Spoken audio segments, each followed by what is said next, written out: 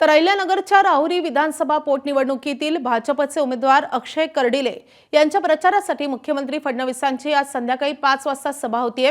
दरम्यान शरद पवारांच्या राष्ट्रवादीचे माजी मंत्री प्राजक्त तनपुरे हे आज नेमकी काय भूमिका घेतात याकडे सर्वांचं लक्ष आहे, कारण या पोटनिवडणुकीत ते सक्रिय सहभागी राहिलेले नाहीत। कोणाचाही प्रचार त्यांनी केलेला नाही किंवा कुणालाही पाठिंबा दिलेला नाही। दरम्यान एबीपी माझाशी बोलताना प्राजक्त तनपुरे यांनी आपण 20 एप्रिलला म्हणजे आज आपला निर्णय घेईन असं म्हटलं होतं। त्यातच प्राजक्त तनपुरे आज मुख्यमंत्री देवेंद्र फडणवीस यांना भेटण्याची शक्यता वर्तवली जाते आणि त्यामुळे प्राजक्त तनपुरे यांच्या निर्णयाकडे सर्वांचंच लक्ष लागलंय। राहुरी विधानसभा पोटनिवडणुकीची रणधुमाळी सुरू आहे आणि आज भाजपचे उमेदवार अक्षय कर्डिले यांच्या प्रचारार्थ देवेंद्र फडणवीस हे राहुरी शहरामध्ये प्रचार सभा घेणार आहे आणि त्या अनुषंगाने या ठिकाणी नवी पेठेमध्ये जोरदार तयारी खरं तर सुरू आहे।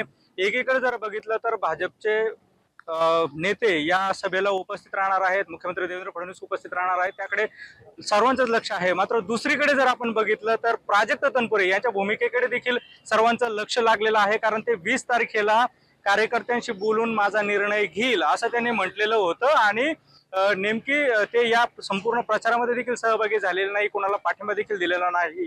त्यामुळे ते आज नेमकी काय निर्णय घेतात हे खरं तर पाहणं महत्त्वाचं ठरणार आहे। काय एकंदरीत वाटतंय, प्राजक्त तनपुरे नेमकी काय भूमिका घेतील, काय नेमकी चर्चा आहे? या क्षणाला तरी असं चित्र दिसतंय की कदाचित लगेचच इथे पक्ष प्रवेश होईल असं काही आत्ता चिन्ह दिसत नाही।